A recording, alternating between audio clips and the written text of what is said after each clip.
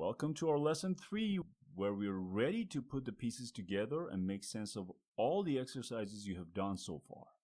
So keep your written value proposition handy. Now we're going to build your business model, which is a picture of what your business is going to look like and how you're going to create, deliver, and capture value.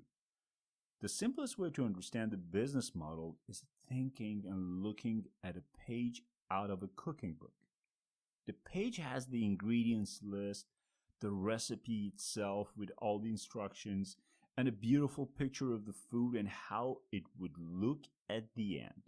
It might also tell you from where and which store you can source the ingredients and also list the nutrient value of the meal. So the canvas has 9 building blocks. That's it, people. 9 building blocks. If you remember from the previous lesson, we talked about desirability, feasibility, and viability, and also value and efficiency. Let's zoom in to the desirability and value first and see how you can apply those concepts to your ideas and build your business model. Desirability means if the customer really wants or likes your offer. But who are these customers really? Who do you exactly want to target?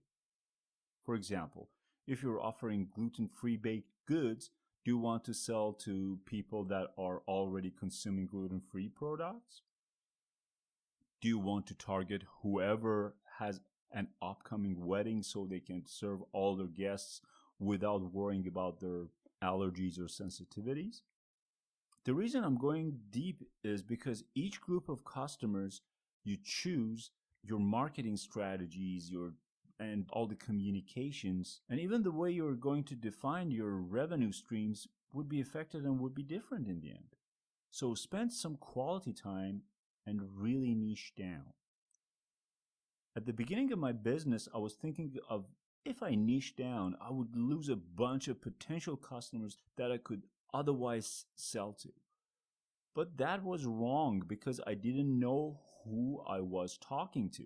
Now that you have defined your customers, let's see the sort of relationship you want to have with them. Is it an automated process?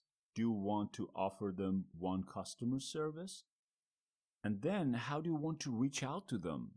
Over social media, by attending exhibitions, targeting local communities? And then the last piece is defining your revenue model. This really ties all the pieces of value creation together. Up to now, you have an offer that you believe the customers you're targeting are ready to buy and pay for. You know how to reach to them, but how do you want to charge them? Is it a set price? Are you charging them per hour? Do you want to create a membership portal? Do not worry much about how much you want to charge them, but rather how do you want to charge them. As I mentioned before, you're going to take care of how much and the numbers in the next module. Going back to the bakery model, let's say they might decide that their model is not a shop that opens at 7 a.m. and serves coffee and croissant, but rather it's a distribution center for all the cafes and restaurants around them. And they will offer wholesale packaged goods at a set price, and the set price might differ based on the volume of orders. Now, moving on to the left side of the canvas. You need to think about what are the key partners for you in this business. A bakery needs suppliers and distributors. It also needs collaborators. The key resources you need to make the business model work, such as equipment, office supplies, employees, software, computers, and so on. And what are the key activities you need to do well in order to be successful?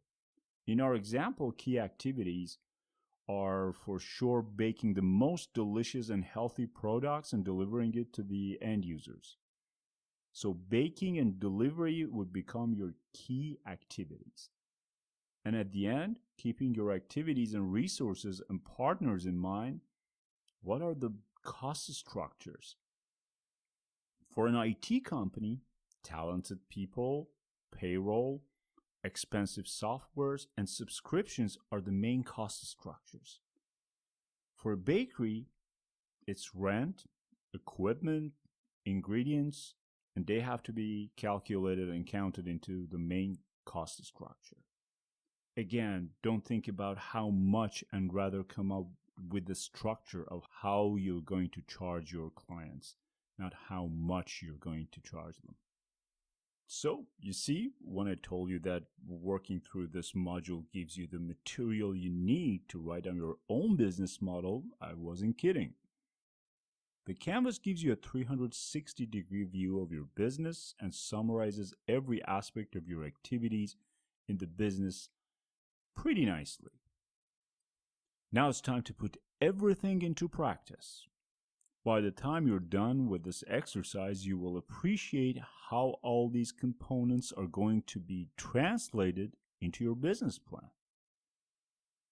First, focus on the right-hand side of the canvas and build your blocks. You already have one of them done from the previous exercise. So if you think now listening to this lesson made you aware of some changes, please go ahead and polish your value proposition and then go to your customer segment and finish off with your revenue model.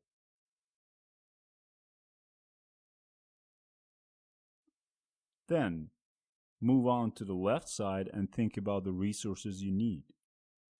Build your blocks and finish off with your cost structure. Congratulations! You just designed your business model. Now you even print it out and put it on the wall as a poster. At least that's what I did when I first designed mine.